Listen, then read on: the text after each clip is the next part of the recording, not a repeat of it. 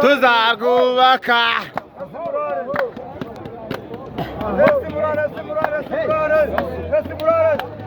Reka murare, reka murare.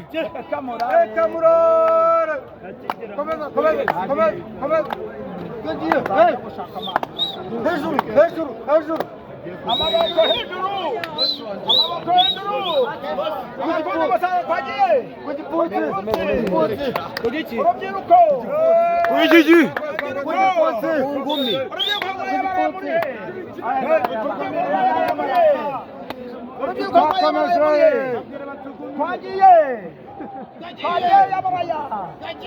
Kwagiye.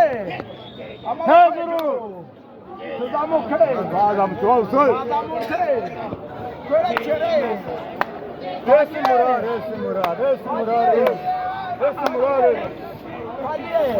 Gizmora Media TV.